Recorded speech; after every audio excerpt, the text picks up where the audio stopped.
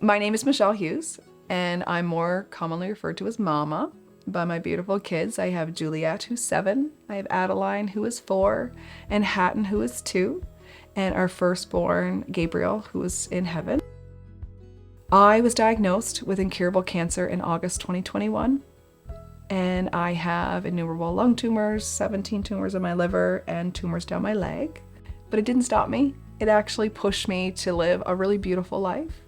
And I use my slogan, Just Live, as on my shirt today, to remind myself that just live. You know, seeing the joy in the often overlooked is what I strive for.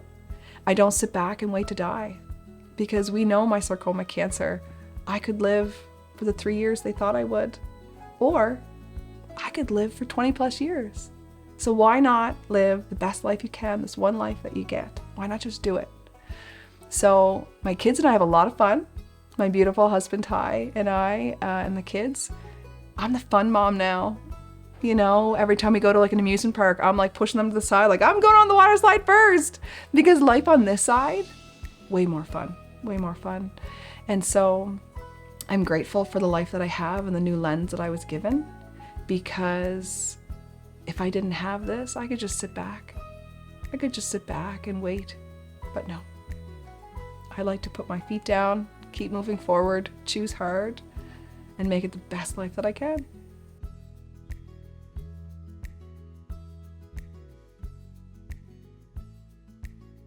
As a young child, I had suffered from asthma, and my care actually started when I was quite young with Dr. Zellman at the pediatric unit with him for several years. And as I grew into my teen years, I was connected with the OBGYN gynecology unit, because I developed dermoid and ovarian cysts for years. And one doctor had said, I need another surgeon's help. I don't know if I'm going to be able to help you the way that I want you to be able to move forward in your life, to have babies. And so I met Dr. Krista Castle, and that doctor changed my world.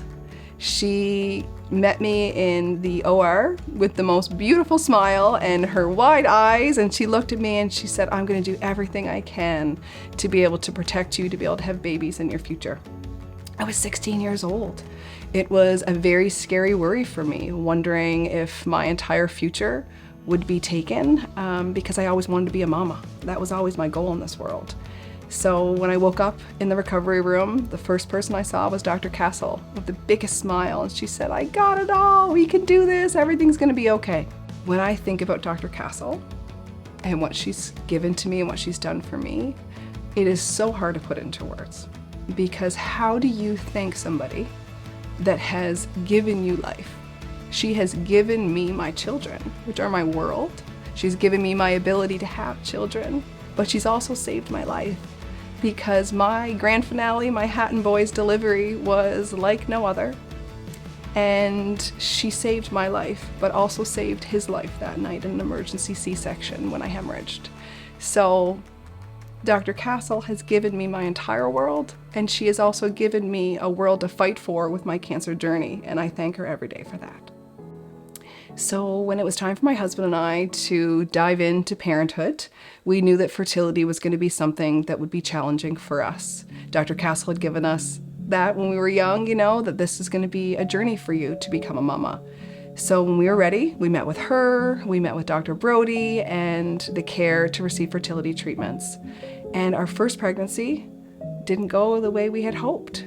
We were at the QEH for our first ultrasound. We watched our beautiful baby, 10 little toes, 10 little fingers wiggling around, and we received a call about 4 hours later from Dr. Castle after that anatomy scan to say that our baby was quite small and that we had to be referred to the IWK for further treatment. And our son passed away. And Dr. Castle supported me through that whole experience. And she gave me the courage to move forward with my grief and to start fertility again and try again. So here we went, got our fertility meds, our cocktail of drugs we called it, and we got pregnant again. We were terrified. We were so anxious, we were so worried. And walking into that hospital for our first ultrasound at 6 weeks, she performed that ultrasound for us, and there was a heartbeat, and she looked at us and she goes, "Look at this strong little baby right here." And we were just overjoyed, and a little bit of our worry went away, knowing, okay, this baby's gonna be strong. We went back again for another ultrasound, and unfortunately there was no heartbeat. And Dr. Castle had to deliver that news to us, sitting there with her, and her eyes welled up with ours, because she knew this loss wasn't just ours, it was also her loss. And she looked at us and she said, "We can do it again. We can do it again." But my husband and I were so heartbroken. We didn't know if we could. So we took some time and we looked at measuring our pain. We looked at, is the idea of never being mama far outweigh the idea of losing another baby? And we said, we gotta do it. We gotta do it. So we got pregnant again, a very uneventful pregnancy with Miss Juliet Hope. And this is when I met Nurse Allison Pearson in the OR. So good to see you too. Oh my gosh. I would like to celebrate you at this Yuletide Gala.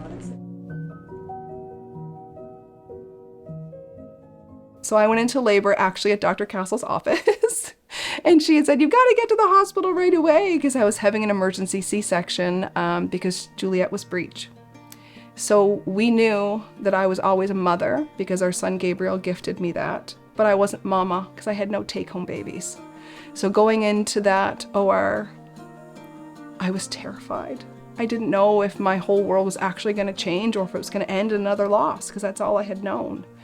And I sat there on the table and I was having what I call the Christmas morning shivers, where you're like vibrating because you're nervous, you're excited. And she looked at me with her mask on, her beautiful eyes, and she held me still. And she held onto my arms and she said, "Just breathe, just breathe." And I said, "I'm so scared." And my eyes were welling with tears, and I looked at her eyes and hers were too. And I knew that she was about to witness me become a mama. And that was my entire world. So I've never forgotten that moment, and I've never forgotten her in this journey. And my daughter had come out screaming, and she went to the NICU for a little while, but it was a beautiful, beautiful story to have Allison a part of that. And then showing Dr. Castle the next day when she came on shift, and to let her hold Juliet was amazing, because we had gotten here. We had finally had our take-home baby. Trina Tremere is a staple in the labor and delivery unit.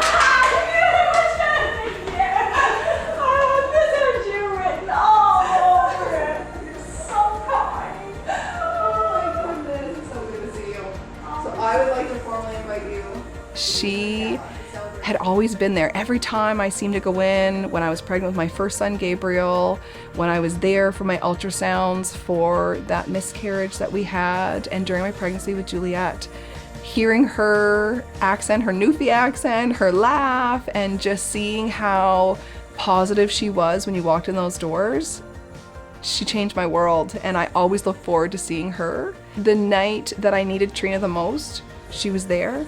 I went into labor with Hatton just at the 35-week mark, and I unfortunately hemorrhaged, and I thought it was my water breaking, and I was excited to finally have this pregnancy over, because it was a long pregnancy that had a lot of hiccups. And I rang that buzzer and she came in and she goes, "Oh no, darling, it wasn't your water." And she went into action so quick, and she was so calm, and they were all working so fast to help me and to help my son. And Trina is somebody that every mother who walks through those doors needs to have, because she is the calm that we all deserve in such a chaotic, beautiful chaos that we're about to embark on through motherhood and through the journey of delivering.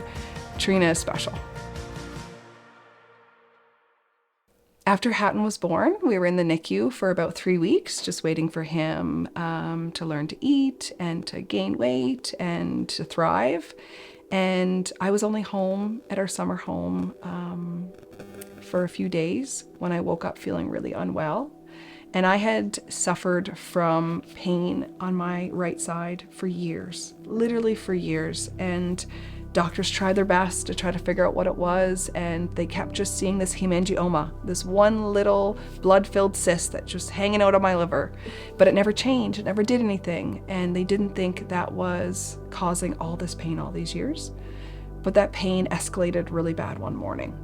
And I went and had a shower, trying to just pull myself together after nursing all night long and taking care of a 2-year-old and a 5-year-old. And I looked at my sister and I said, I really, really don't feel well.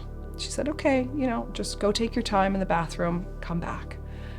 I walked back to my couch and I had collapsed.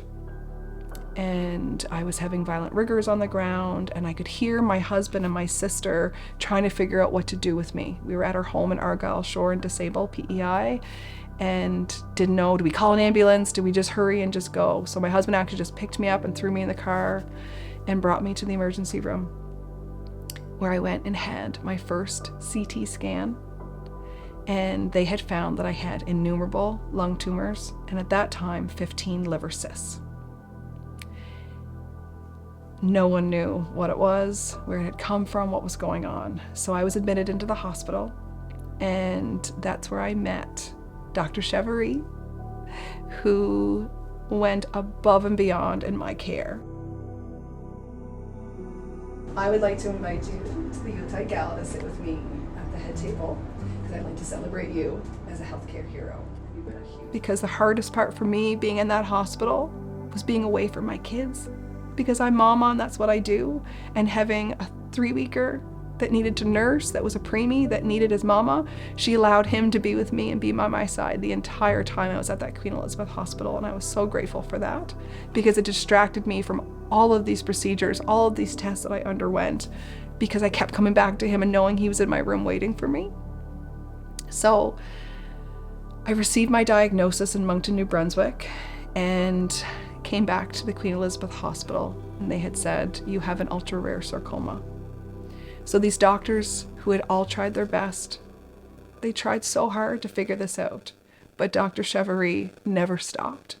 She waited for every test result to come back and kept running more and more and more, and I received this diagnosis that saved my life.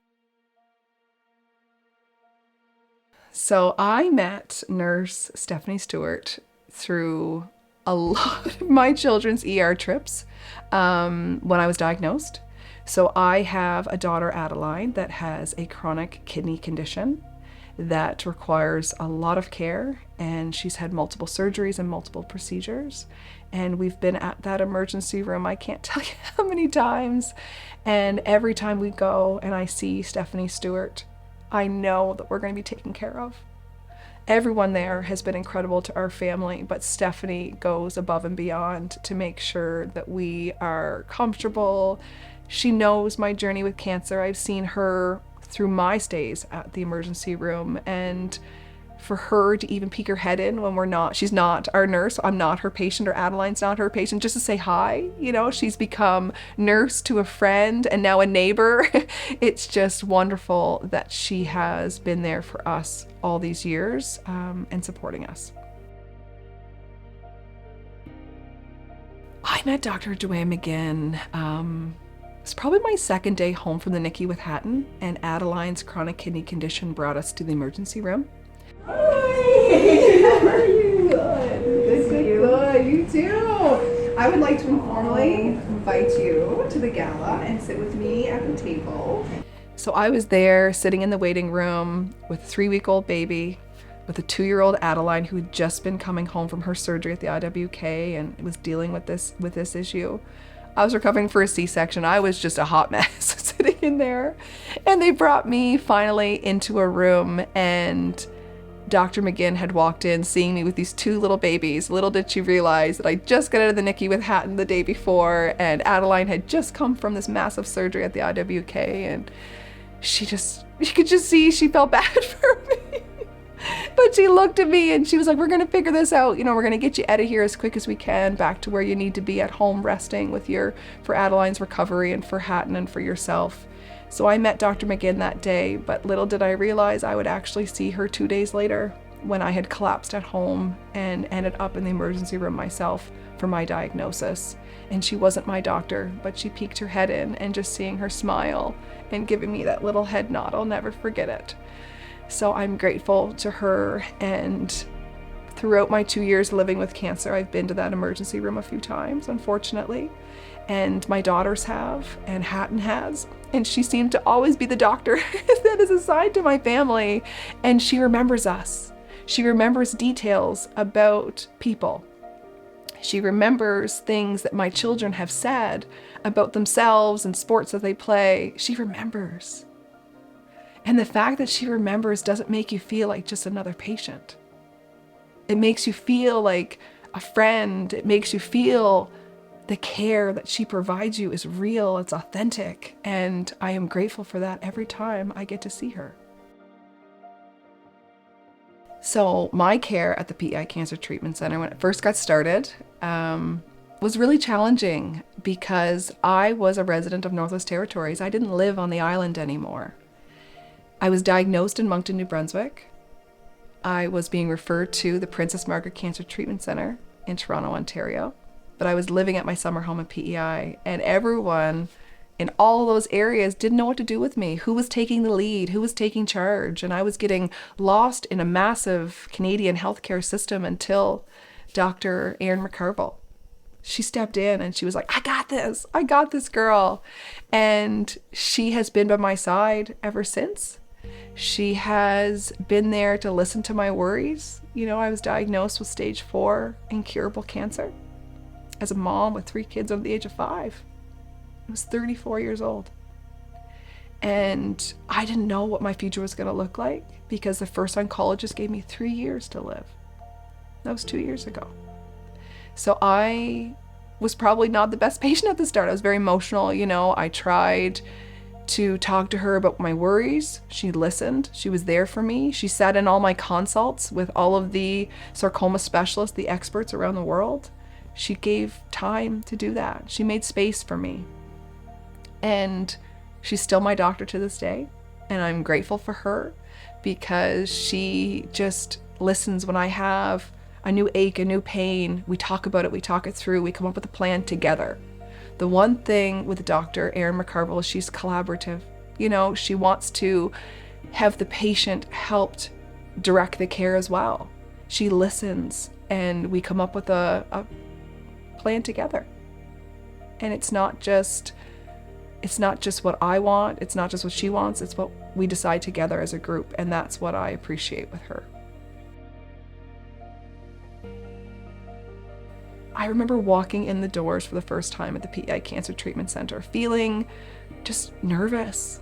You know, what was I going to see in there? You know, people are going to be looking at me because I'm a young mom, and I actually brought my Hatton boy, who was only a few months old, with me. And obviously you get a lot of looks when you go to the PEI Cancer Treatment Center with a baby.